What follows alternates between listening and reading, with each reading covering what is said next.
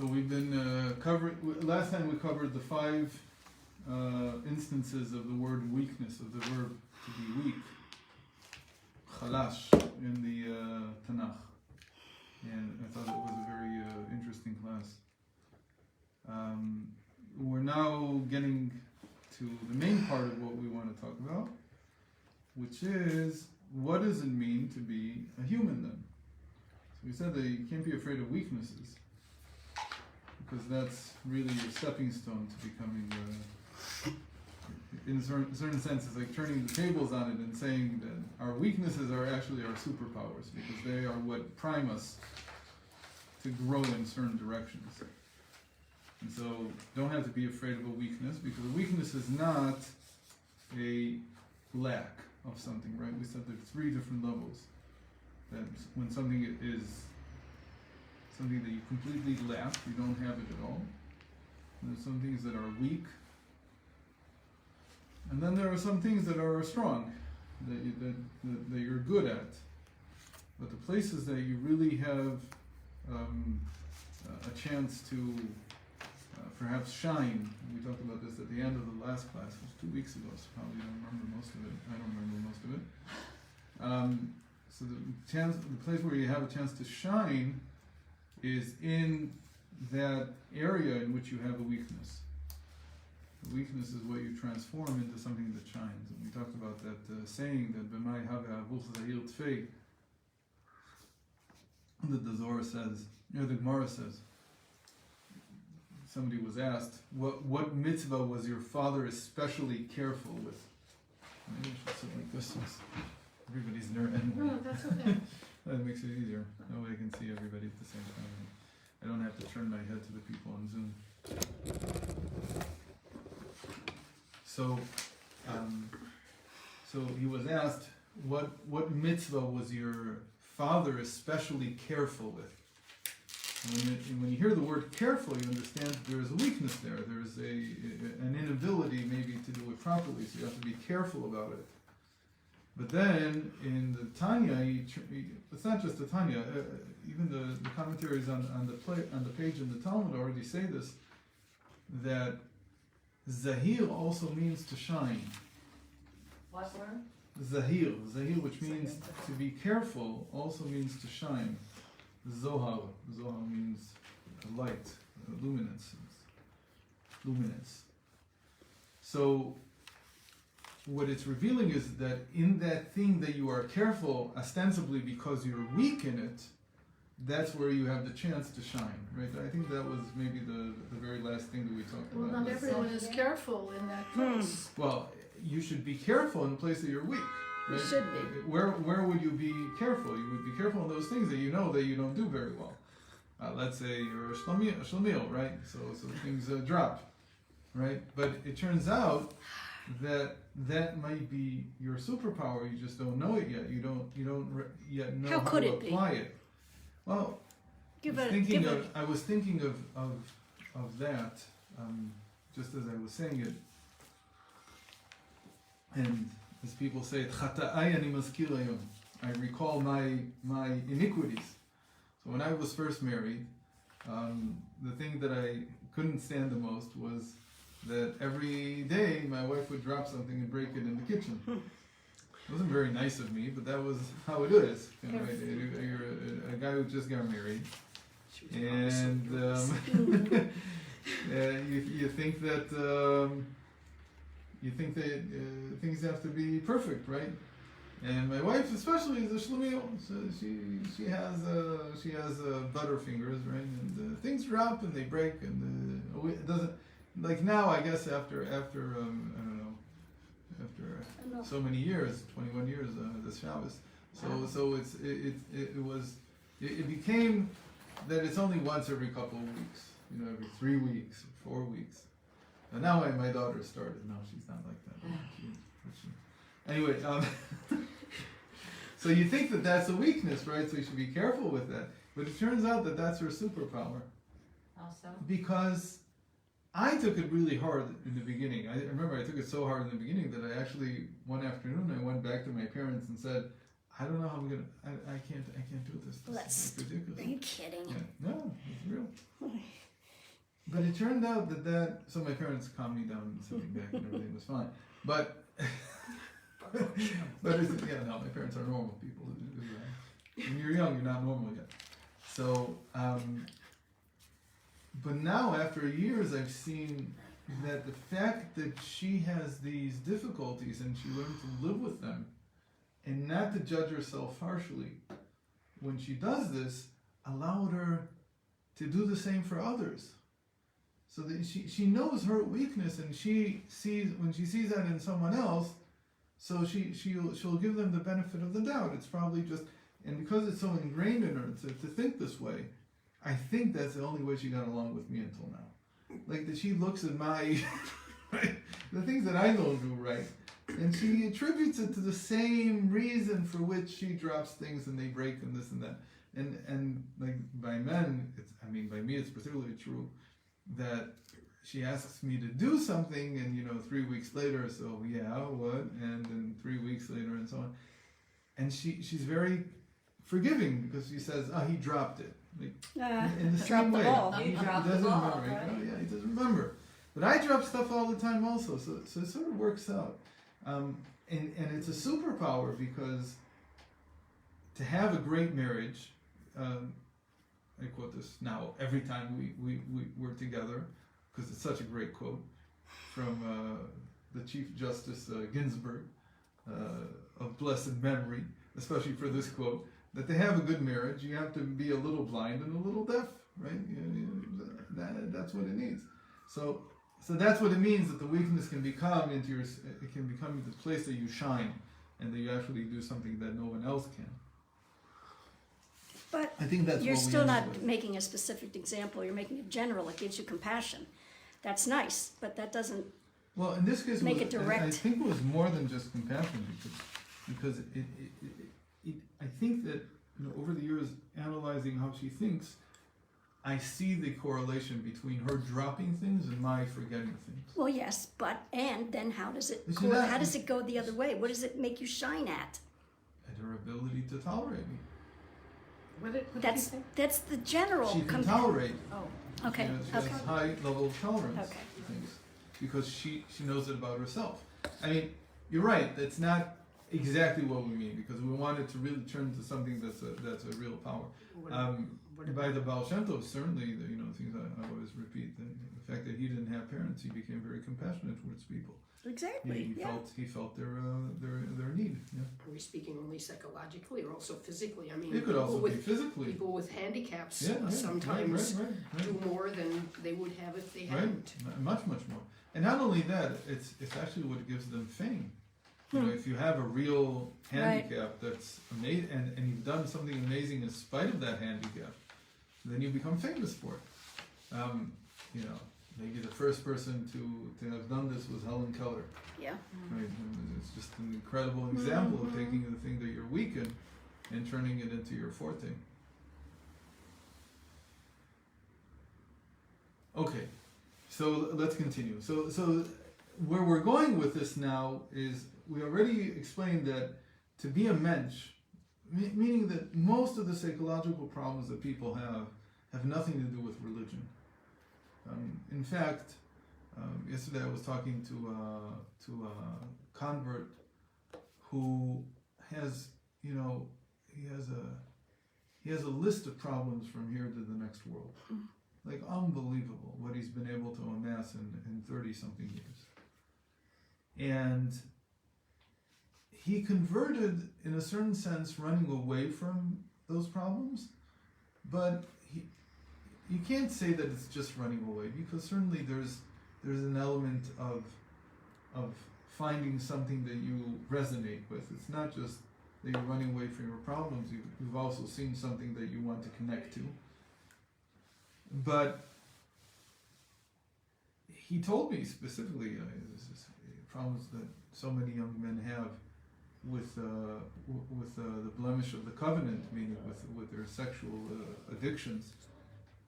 And he told me something, I never heard this. This is the first time I heard that somebody would make this as an argument.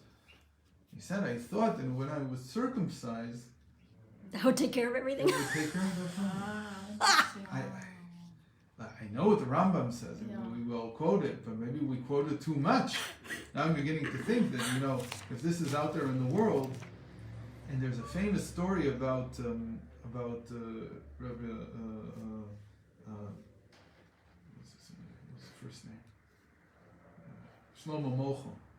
You have a street here, not far from here. It's Shlomo Mochel Street. Right here, like around the corner.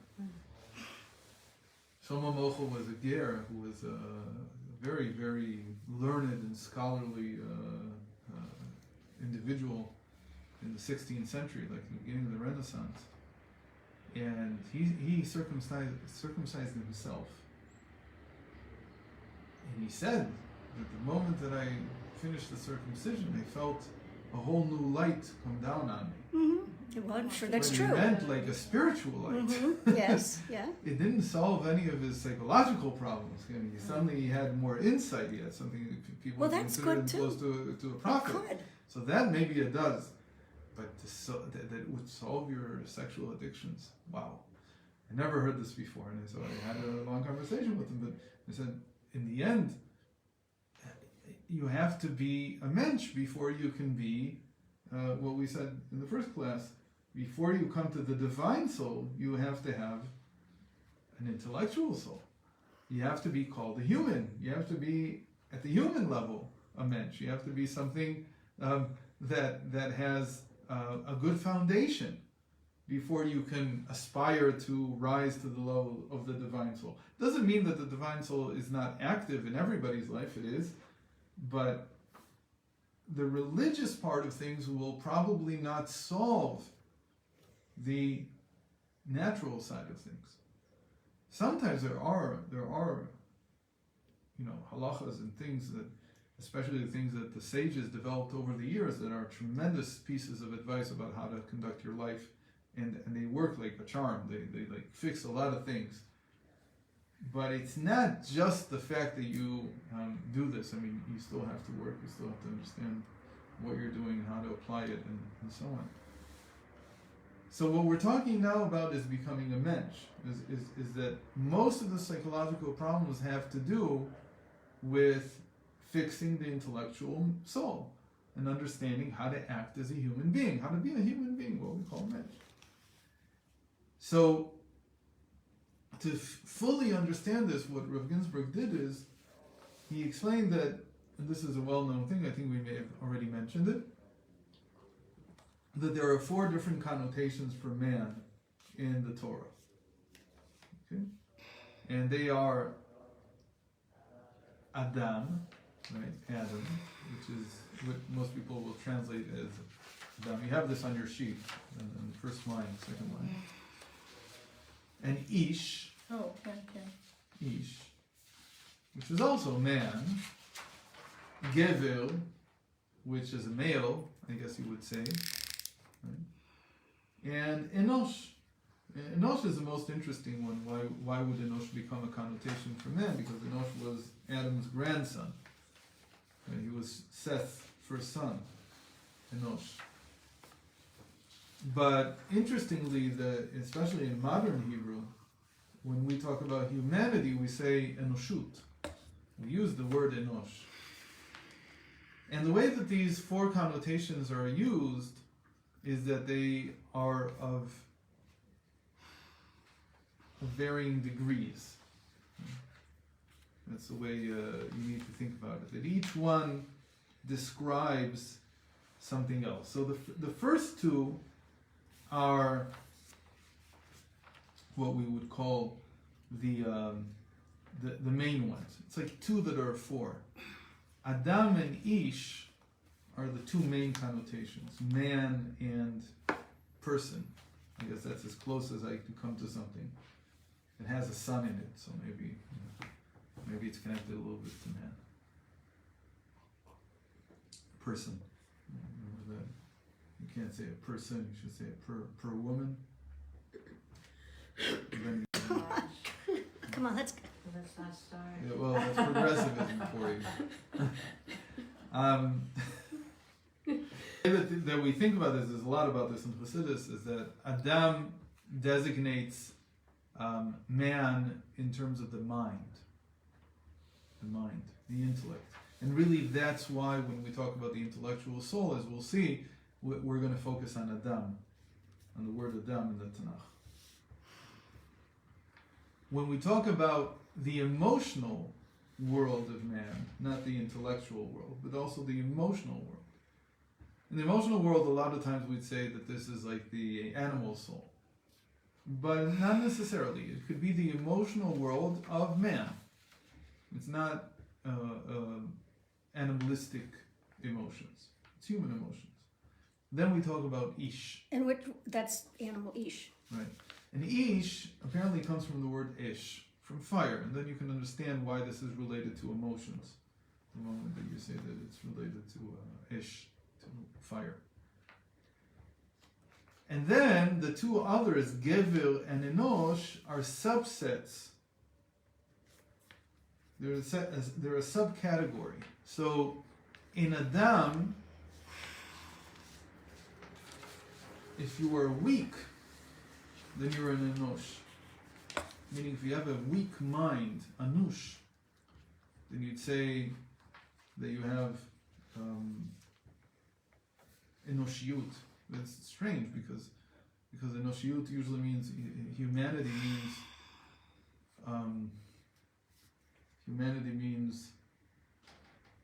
that usually you're sympathetic towards others, that you understand their emotions, you understand other people's feelings. And then Gevil, You kind of have to be weak to understand. right, you need weakness to understand. That's the idea. And Gevil would be, and we're not going to go into this in length because it's a whole different topic in and of itself, but Gevil would be the person who's able to overcome his emotions, who's able to control his emotions. So Enosh is like a weak-minded person, and a Gevil would be like a person who has mastered or not his emotions. Okay, it's a general idea, but what we wanted to get to is that whenever we want to speak about being a Mensch, being a human, being an intellectual soul, developing the intellectual soul, which is such a key to psychological health, then we're talking about the word Adam. That's really where it's at. So we talked a little bit about Adam in the previous series, but now we'll talk a lot more. So what we're going to look at now is a whole partzuf, if you want, a whole slew of 13 different verses on man, on Adam, that describe the intellectual soul, the different powers of the intellectual soul. Now, I think I should have said something more just before this. If I try to translate these words, so I put them here on the sheet, if I try to translate them, then the closest I could come to was man being Adam, and Ish being a person, and then Gevil, I think it's related to being an individual, but that needs more thought. Enosh is usually translated as human. And what is the difference between human and man? I don't know what the difference is. I guess one is in Greek and one is in Latin. Well, it's not really in Latin. I don't know what it's in. Maybe it's a subset of the Greek human. I don't know. I don't know how this works. But Enosh is human, and the Rav is fond of saying that Haman was the first humanist. You can hear the word Haman in human. He says it half as a joke and half seriously. Seriously, because all the great humanists normally were anti-Semites. Yeah, no, it's a common problem. The reason is because you can't stand the idea of a chosen people if you're a humanist. It actually makes a lot of sense. I mean, it's not an anti-Semite in the sense of necessarily wanting to destroy people, but it's definitely a sense of we got to teach them a lesson so that they stop thinking that they're special. And by the way, they convinced me a long time ago, I don't think I'm special. But the Jewish people are special. Right? That's the whole rectification of pride. Is that my only pride is not in myself, but my pride is in the Torah, in the people, in what the collective has, not in what I have personally. So they've certainly succeeded when it comes to us personally. If there's a Jew who still thinks that he individually is chosen and special and all these things, so he needs to come to Torah the Nefesh to get that out of his head. Okay, so we'll start with, so the way we'll do this, because we're going to do 13, it means that we're going to break up the crown into 3. So we're going to have faith, pleasure, and will. And many, many interesting things are going to come out of this. So we have here the verses for the first 4, even though there's 5 verses, we'll see why. Actually, there's 6 verses, we'll see why. So the first verse is very, well, before we start the verses, about the crown, we've talked about this in the past, the word crown, keter in Hebrew, has 3 different meanings. Right? There's keter, that means to wait. And this is a derivation from Aramaic, but it appears in Daniel, it appears in the Talmud, it's used many times. So even though it's from Aramaic, it's still a valid Hebrew word, in the sense that it's in the Tanakh. So keter. But we'll see in a moment how it's even stronger than that. Keter But the means first to wait. meaning is to wait, to be patient. Right? Basically, whenever we say what the Rambam says, I believe every day that he's coming, the Mashiach, we're building the crown of Mashiach because we're waiting for him. Right? We're awaiting. The awaiting itself is an act. When you have patience, that's an act. It's not just I'm not doing anything. Of course, in the Zohar, he says that since you're waiting, you might as well do something active also.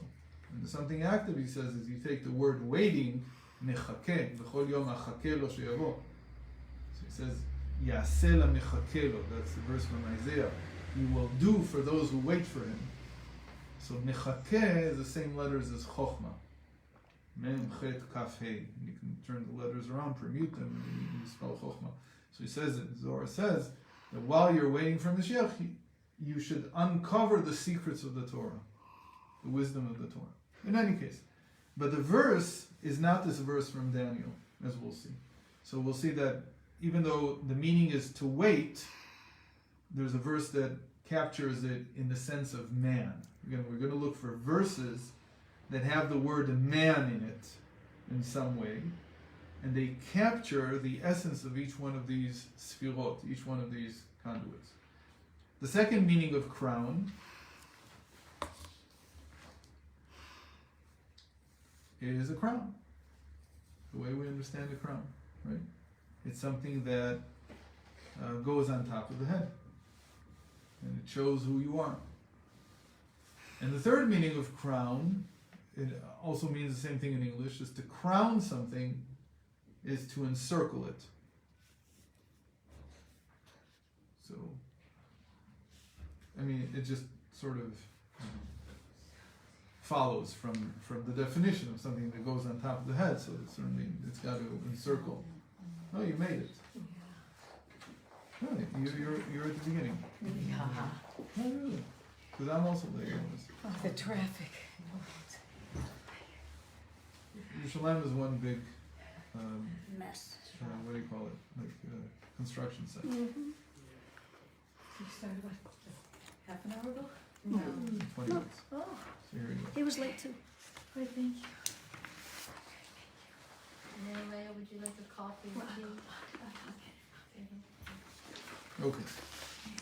So now let's look at these verses. So the first verse is about the highest meaning of the crown, which is to be patient, to wait. And in Psalms it says, Dom LaHashem v'itcholelo, al titchal b'matzliach darko ve'ish oseh mezimot, which means, be patient and wait for him, for Hashem.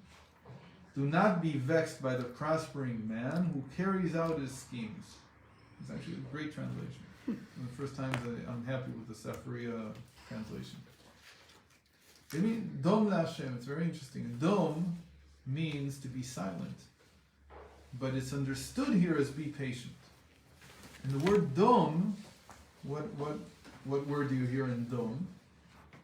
Adam.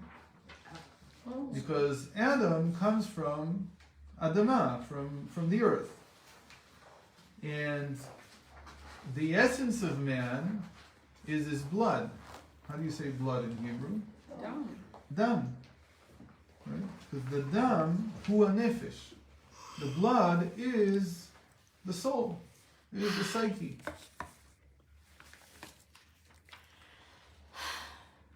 So we have this etymology, we've talked about it I think a few times in the past, of dam, adam, adama. Of blood, and man, and earth. And when did all these things come together? When Cain killed Abel. Then Hashem says to Cain, Kol demei yachicha tzoakim elai mina adama. The blood of your brother is screaming to me, yelling to me out from the earth. And the interesting thing also is that money is called dam. It's called damim. So money also, it's like, and that's the Tanya build on this, that when a person gives tzedakah, that's how he explains why tzedakah is the most important mitzvah. Because when you're giving tzedakah, you're giving all of your existence. Because to make the money, you had to give yourself over to the work that you did. And so he says, tzedakah contains all, in essence, all the possible actions that I could do as a mitzvah. It's the consummate mitzvah. It contains everything. Why? Because every mitzvah is an action. Mitzvahs are only actions. They have to be active. And the only exception that you're not fully active is Torah, when you learn Torah. But even then, you have to move your lips. You have to, again, the motzi ehem bapeh, you have to actually utter something. And so, apart from Torah learning, every other mitzvah is an act. It has to be an act. It's not just a thought or a feeling. Okay, and then we come to the 6 mitzvahs that are in the heart. So how do you talk about it? Well, not right now. But in principle, every single mitzvah is an act. And tzedakah captures the consummate essence of all the mitzvot. And how is it the consummate essence of them all? Because when you work in order to make money, and then you give that money to tzedakah, you've actually taken the essence of yourself in everything that you've done, and you've given it over to someone else, and that's the consummate act that contains everything. So that's why it's called damim, because it captures your blood, it captures your essence. So what do we learn from this verse? That the highest function of being a mensch is being patient. Yeah. Right. It's an amazing thing. But not just being patient as in being able to wait, but also being quiet. Dom means be quiet. It also means to be quiet. Vayidom Aaron. So while I'm waiting, I'm also quiet. I have this ability to be in a state of silence.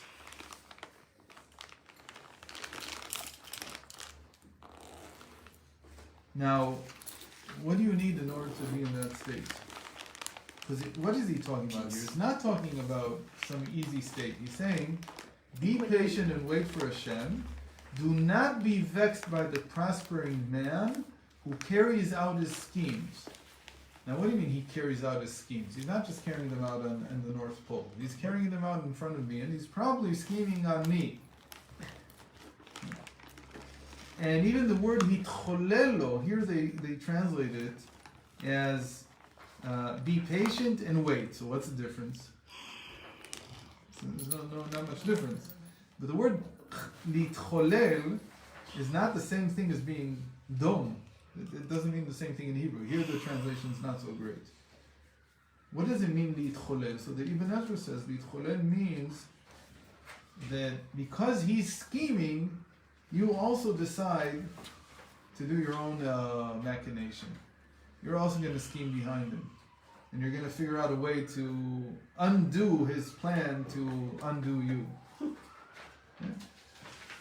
And so, what do you spend your whole day thinking about? How do I get out of the mess that he wants to put me in?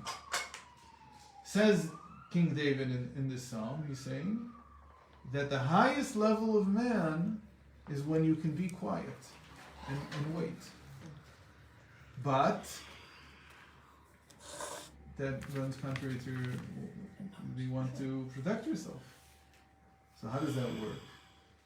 So the explanation is that what allows you to be patient is what the Baal Shem Tov says is the basis of all mental health. The basis of all the avoda in the world, which is midat ha'ishtavut, equanimity. Yep.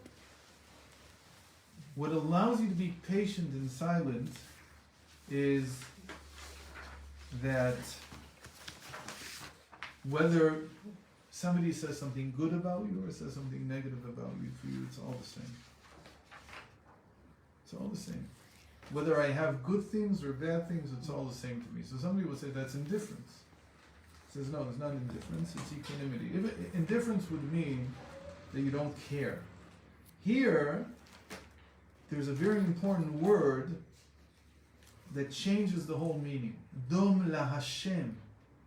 You're silent to God. It's not just silence because I don't care what's done to me. I'm tired of it already. I don't care. No. I'm silent and I'm patient because of my connection to Hashem. That's what the Baal Shem Tov says. A lot of people, when they read the Shiviti, the Ishtavut, this equanimity, they understand that the Baal Shem Tov is teaching us to be indifferent. But that's incorrect. He's not teaching us to be indifferent. He's saying that above all the changes, all the variations in the world, from good to bad, there is something that's absolute. And it's above the good and the bad. Who is it? That's Hashem. That's what I mean when I say God. That what is beyond all the ups and downs in life? There's something that's beyond. There's something that's constant. There's something that's absolute. That's Hashem. So to be an Adam, to be a Mensch at the level of the highest level of the crown, which is what we just said, the crown means waiting or being patient. That's the Radla, that's the unknowable head.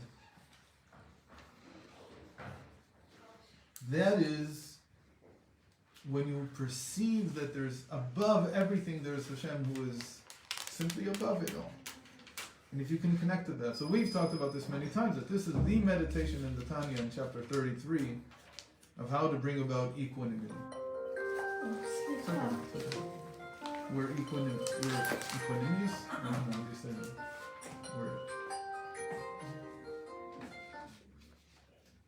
So this is what makes all the difference in the world. Are you just being indifferent, or are you saying there is something above all of this? So in a moment we'll get more into this.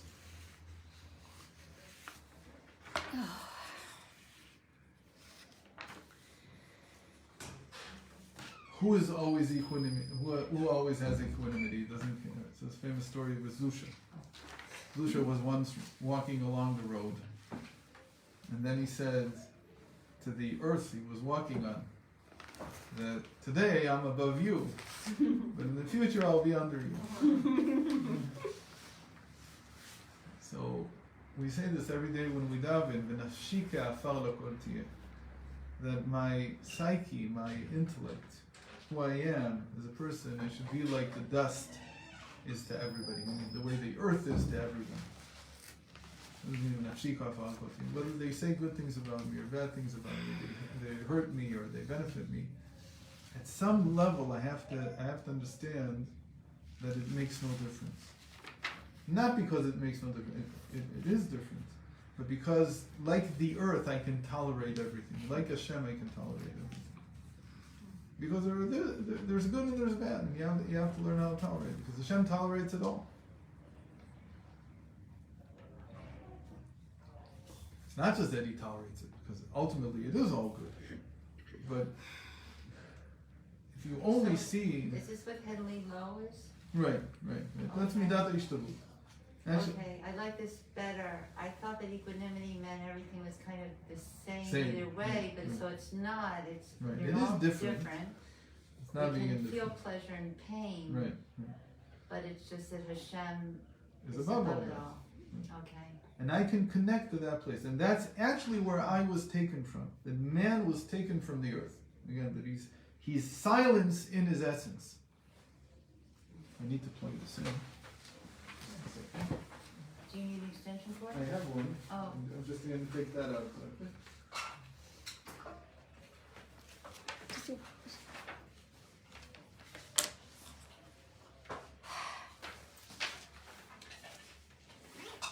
I didn't realize it was that empty.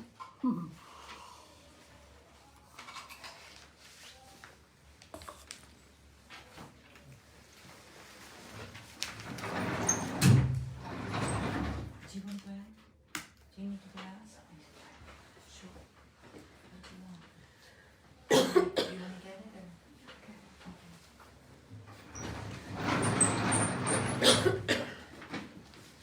Now we come, so we'll see some more about this, but in a moment. But now we come to the second head of the crown. The second head of the crown, we said that already, is the crown itself.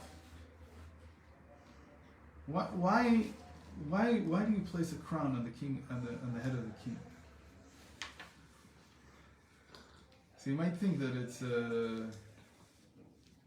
it's what you call it's to show his power, his wealth. But the truth is, the reason you put the crown on him is to crush him. That's really the reason. That's why the crown is really heavy. You don't make it like out of this light aluminum. It's very comfortable and easy to wear. It's meant to be something that's heavy, so you feel the weight of governing. You feel the weight of leadership. It's meant to do that to you. And so, what is it really meant to do? It's meant to put you in your place. So the way that it's two-pronged, because on the other hand, as heavy as it is, it's adorned with jewels and this and that, and it does have, usually the crown of a king will have a lot of value. So it's kind of both. On the one hand, you want them to be crushed under the weight of the responsibility. On the other hand, it also projects power. So here we have two sides of what the second head of the crown is. Right? The second head is what we call the Reisha De'ayin, the head of nothingness. Or in Chassidus it's called pleasure. And pleasure is two-pronged. It's duplicitous. It can be two types of pleasure. When you're a Mensch, the pleasure comes from not being, from the nothingness, from going back to being nothing, as it were. The idea of putting a crown on someone's head is to say that the authority comes from above. It's not yours, right? But that's how kings were understood. They're supposed to have divine authority. Can you use bittel and shaflut in these? Right. So the meaning here would be it's almost like a type of bittul. Right? It is because bittul is ein. It is the nothingness. So it's a form of bittul, but at the highest level, that the only authority that I have is coming from somewhere above. It's not really mine. And people wanted the king to feel this way because they were willing to tolerate, basically almost anything he did, almost anything, as long as he worked 24/7 for them. That's really what being a king was about. At some level, it was a contract between the people and the sovereign, but the sovereign's supposed to take care of me. So I'm willing to tolerate almost anything until it gets too crazy. So like the French Revolution was when people decided, and I've always been interested, if anybody knows, I'm anxious to read a book that really analyzes what was the straw that broke the camel's back there. Because the kings there were pretty much the same for 300, 400, 500 years. What changed that was so? Did people change? Was it people changed because they couldn't tolerate it anymore? What did they do that no one else did? You know, everybody quotes Marie Antoinette saying, "If there's no bread, give them cake," and there's other nonsense like that, which never happened. But there must have been something that caused people to get rid of it. They couldn't handle it anymore. But it was always, the contract was always very clear that you work for us all the time, and you get all the amenities you want. Basically, you almost get away with anything. You can get away with murder, you can get away with anything. People would not rebel against you. Why? Because in the end, they felt that a burden had been placed on your head. That was a real feeling, I think, that people had. And that's really what it means. So there can be two things. You can have pleasure from non-being or pleasure from being. That's why the second head of the crown is complex. Part of it is revealed and part of it is concealed. You're saying the king has both? He could be one or the other. Not both. Not probably both, but he could be one or the other.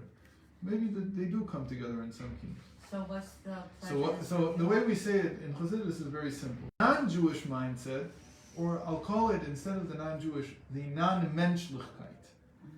The non-position when it comes to the second head of the crown is that what I enjoy, the pleasure that I have, is from being. And being means extension. The more I am, the more pleasure I have.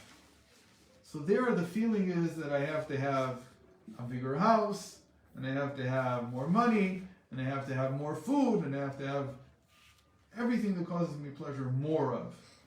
That's the one side of it. And I could say is that the crown is adorned with jewelry, with it's made out of gold, and all these things, whatever.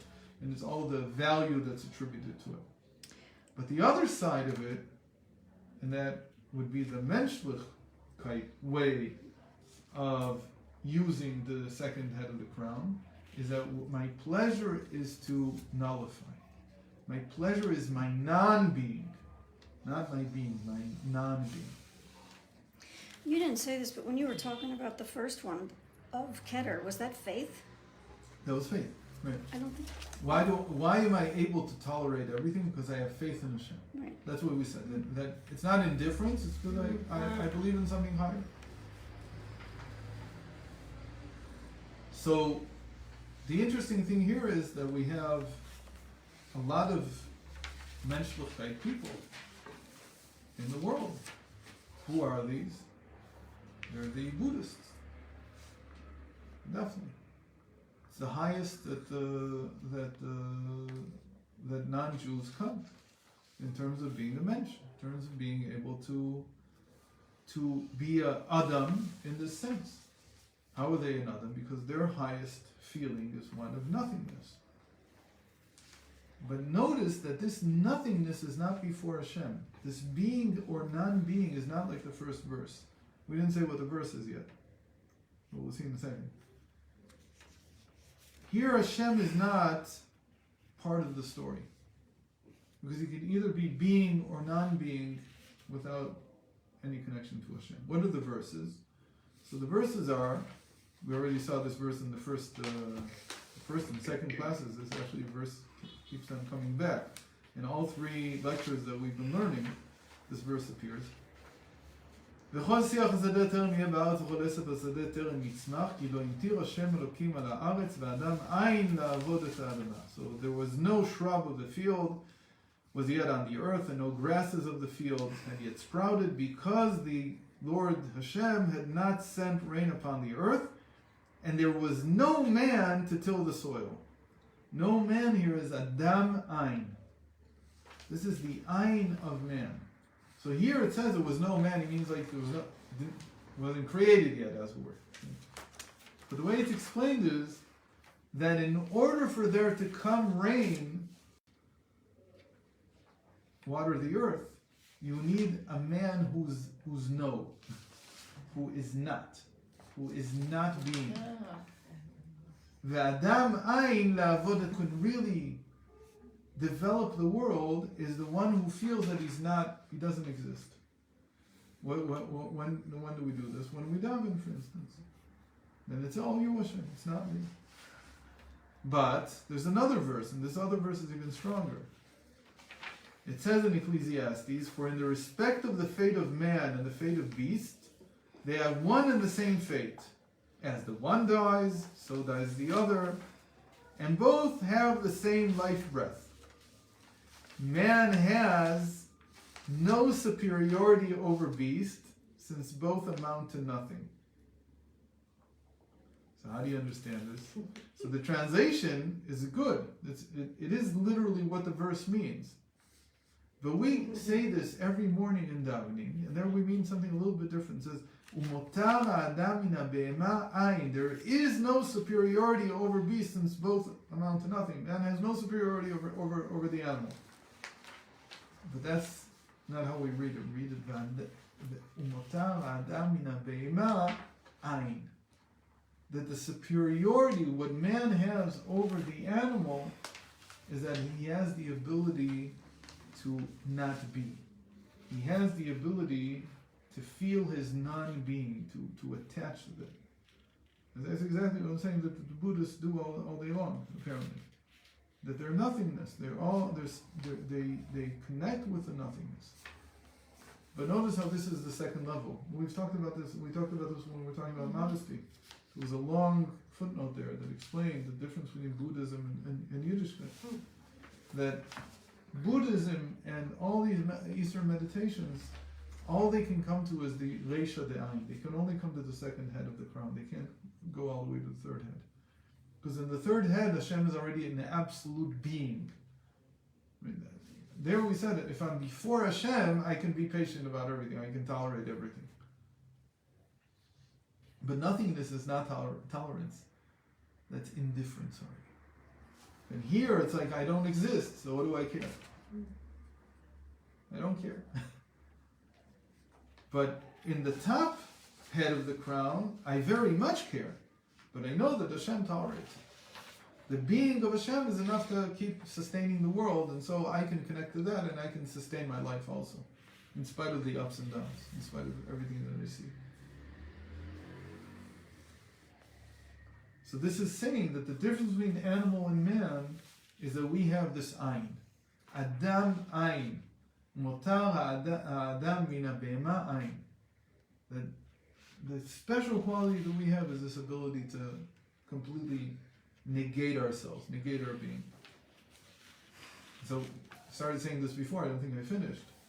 That if you're looking at the crown as an extension, as how much I have, that's the head of nothingness as a crown in the sense of power because I extend, because I have a lot. But the joy of a Jew, maybe they're even connected, these two words, that a Jew is always in joy. What's his joy? To not be. Because that's our special pleasure. The special pleasure, and this the Buddhists share to some degree.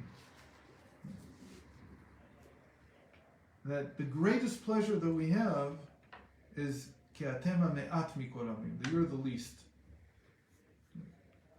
If you can feel your non-being, that causes the greatest joy in life. And that's exactly how you imagine Buddhists, right? The same thing.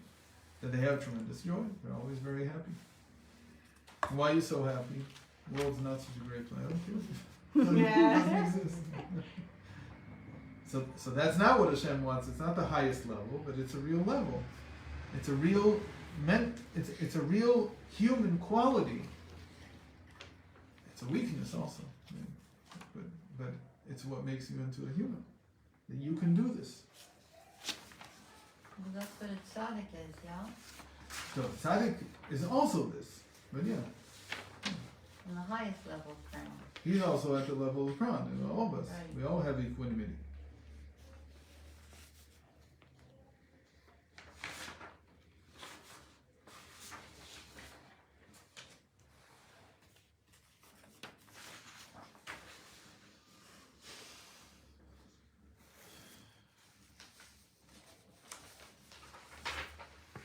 Now, what does this really mean? That I I can be nothing. What does it mean to negate my being? So there's two very important words that are close, but they're different.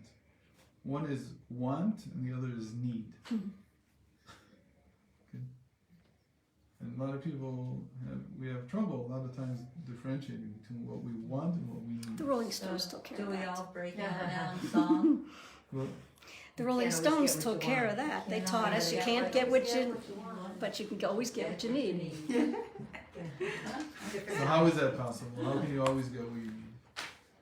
So It's in true, Yiddish, so most people just don't believe it. my parents used to say this to me all the time, and I don't remember how he said it in Yiddish, but it means the one who gives life gives livelihood. So, I don't know how they used to say it, but they used to say that don't ever worry about your parnasa. Mhm. It's not worth it. Mhm. Because Hashem wants you in the world, He'll feed you. If He doesn't want you in the world anymore, nothing will help anyway. But as long as He wants you here in the world, we promise you you'll have parnasa. Don't stress it too much. Then you have to do what you do, but don't stress. And they said this as people really went through, the Great Depression and this and that. Well, at least not the Great Depression itself, but the ramifications of the Great Depression went through world wars. They'd seen everything. And they kept saying this, don't worry about it. That's the difference, because the need is related to the Reisha De'ayin, it's related to the second level of the crown.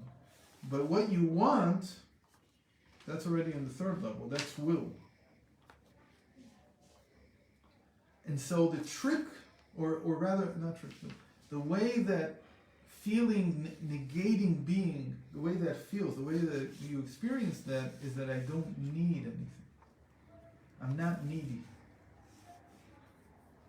I don't need. That's being a mensch. Can you sit in one place and not need something, right? People will go on a plane, right? So when you're a kid, so you want to test to see if the stewardess will bring you everything you want. And the older you get, even if somebody waiting hand and foot on you, the more of a mensch you are, the more it doesn't mean anything. I don't need anything. I remember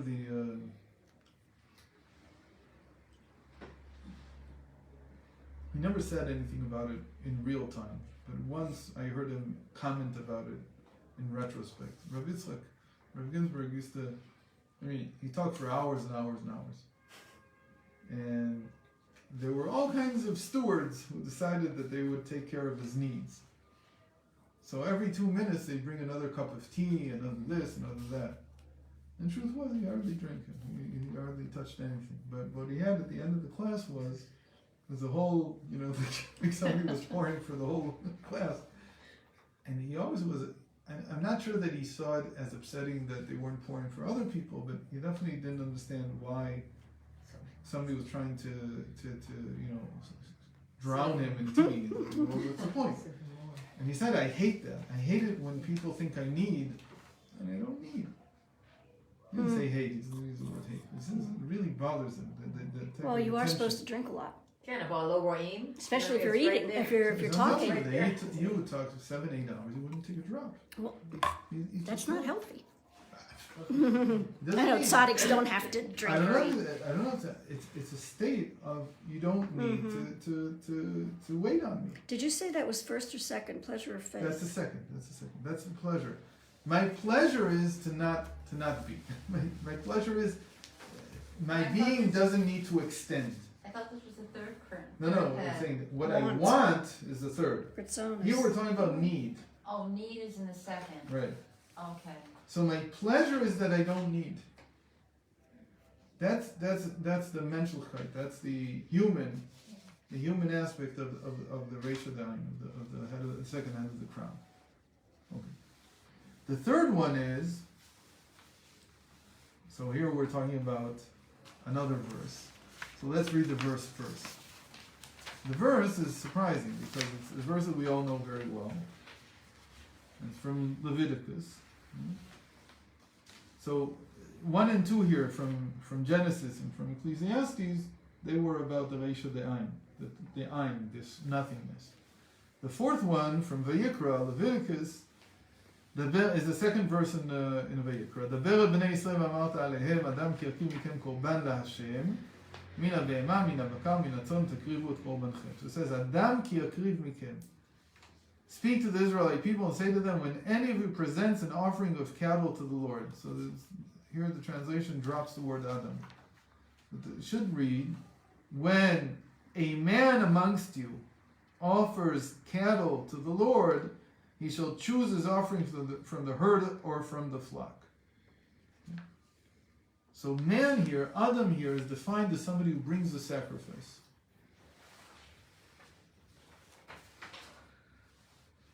So this, we said that Adam, that of the four connotations, the highest is Adam, and it represents the intellect. So in the Zohar, he asks a very important question. He says, if Adam is the highest connotation of man, how could it be that he's the one who's bringing the sacrifice? Because you bring a sacrifice when you sin. So you're saying, what it should have said? It should have said, Enosh mikem ki yakriv korban Hashem. The lowest connotation, the weakened one, the Enosh. So the Zohar gives an unbelievable answer. He says, you're looking at the sacrifice of nefesh ki yachta. There it says nefesh, like to be close to Enosh. When a soul sins, or a psyche sins.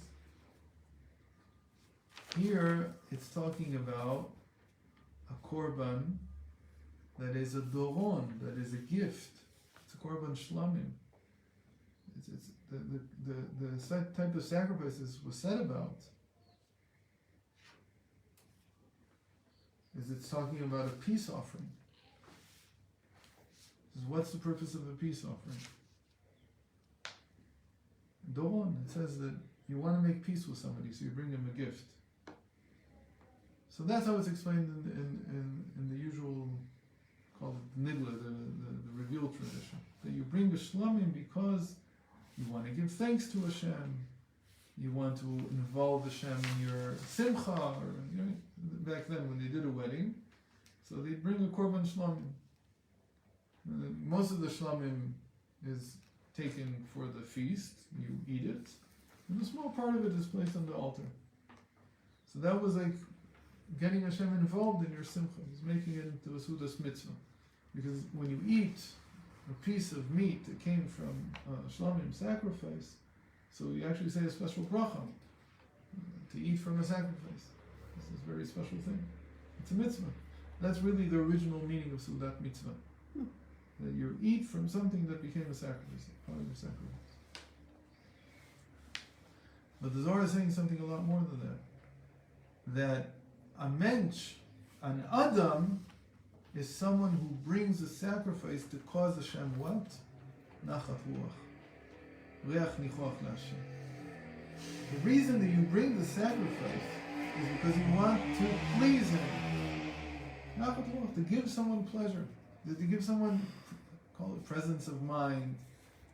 To do something nice for someone else. It says a Mensch is someone who, right, rectifying the intellectual soul means that I'm not always in a position where I'm waiting for someone to do something for me.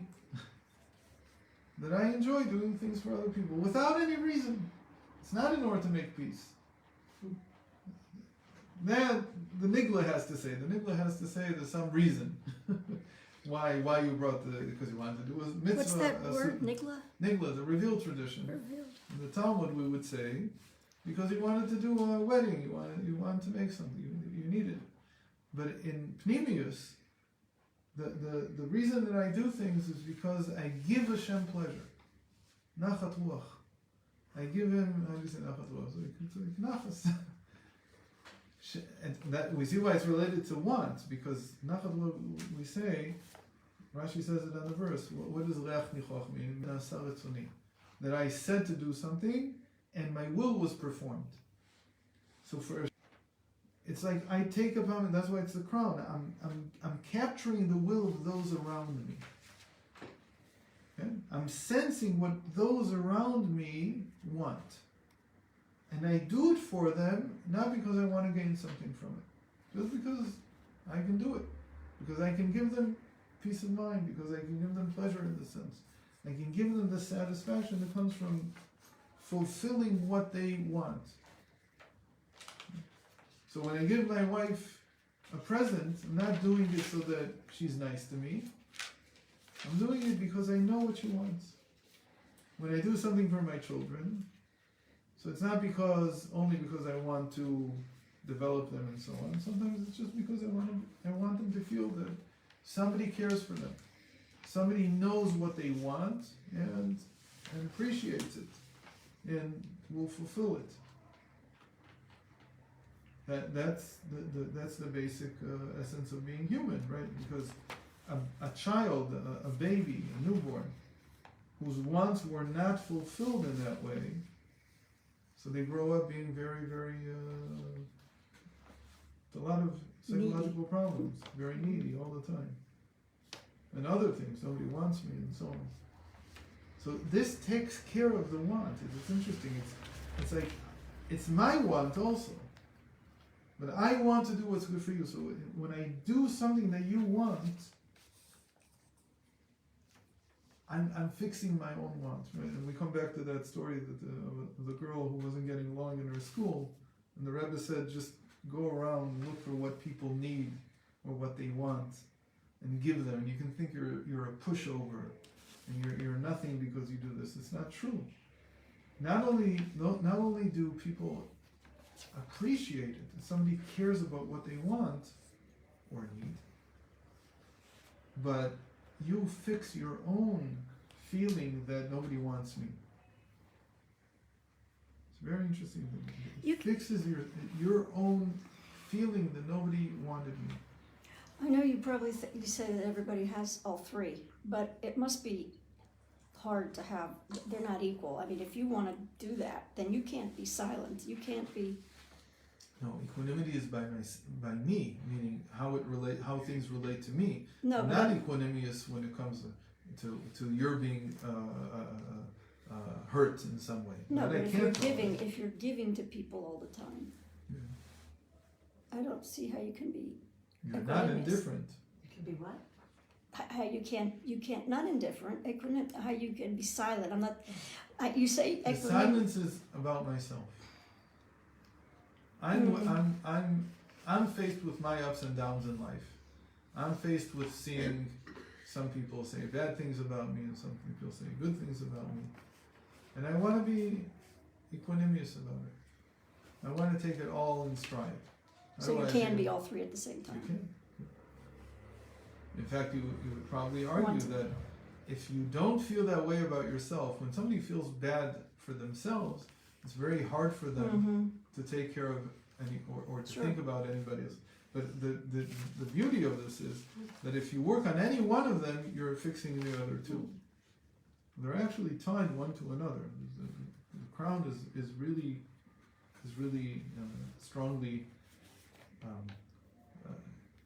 it's strongly interdependent in all its parts. So if you focus on one, there's a ripple effect. It's It's almost like they reflect one another. They connect to one another.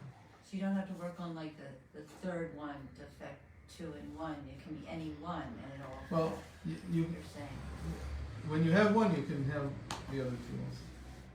When you get one right, Okay. the others will fall in place also. Okay. So you sort of can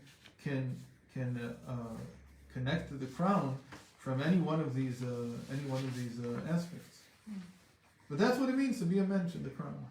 Okay, so we're out of time. Do you think Mashiach ben Yosef has come? Many times. Many times. Every generation there's a Mashiach ben Yosef. There's always somebody who's willing to devote his life to the Jewish people. There's many people like that. But then why does it say Mashiach can't come until he dies? If he dies every generation, how do you know which generation Mashiach's really coming? In every generation. There's a Mashiach he in died. every generation. In every generation he died, because you see that in the end he died. There's a question about whether he'll be killed. Right. Those who sacrificed themselves for the Jewish people in many generations were also killed for various reasons.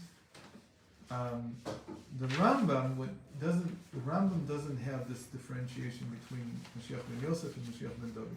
He just says it's two different stages of the same person. And so the Then way how, that then he it's can't be done- killed, well, No, he says that if he's killed, meaning this person is really the same person. I mean, in the Rambam's picture of things, there's only one Mashiach, but he has two different stages.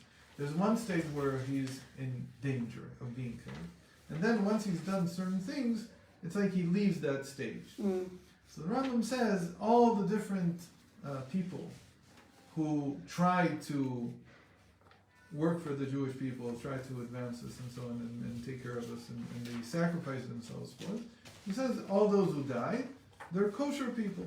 Don't think that because somebody, devoted himself and was then hurt by it, don't think that that was a statement from God that I didn't want what you did. No, he's a kosher. He's like a king. He says so much so. He says he's like a king from any other tribe except for Judah. Now all the kings from other tribes could be kosher kings. There's nothing wrong with another tribe having a king. But his idea is that ultimately the real Mashiach, the final Mashiach, the one that we call Mashiach ben David, is such a person who not only is successful in caring for the Jewish people, but he comes to the home stretch. And the home stretch is that he's able to build the Beis HaMikdash in its place, and he's able to eradicate the offspring of Amalek. When he can do those two things, then he's a Mashiach ben David. That's how the Rambam puts them together. But that means that every person who devoted himself throughout the ages to the Jewish people and was killed for whatever, well, he was kosher. It doesn't mean that he wasn't a Mashiach. He was. Except for, then he writes, except for one. Who's the one? Jesus was a false example of this. Bar Kochba, even he doesn't have such strong, even though theoretically Bar Kochba caused a lot of Jews to die. But he didn't do it in the same way that Jesus did it. He says that Jesus was one example that he singles out. There were others. He wasn't the only one. He's the one example that he singles out, and he says this was the exact opposite, because it had nothing to do with the Jewish people. It was not an attempt to really better our condition. Okay. You put this on, right? You put this on. Yeah, I'll put it on the Patreon. Thank you.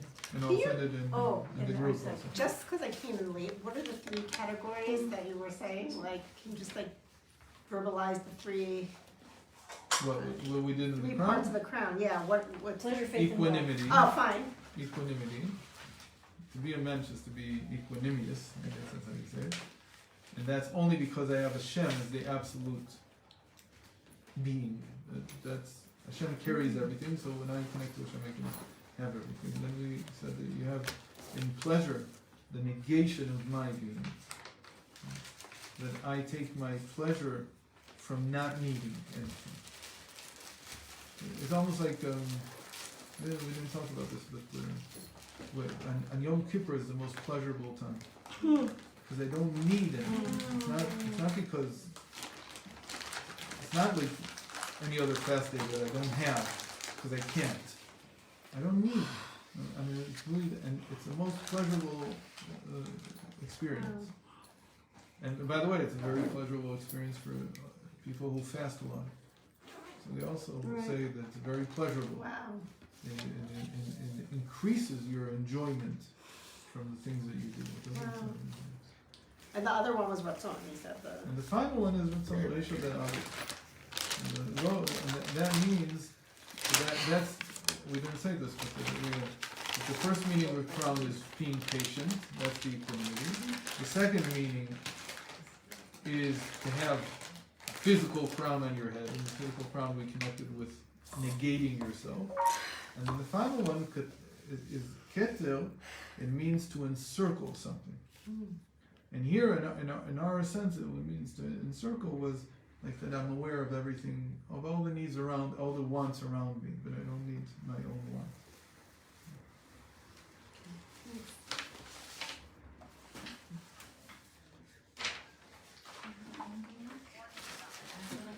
Okay, so thanks for joining, and We're here to know we'll see you next week, God willing.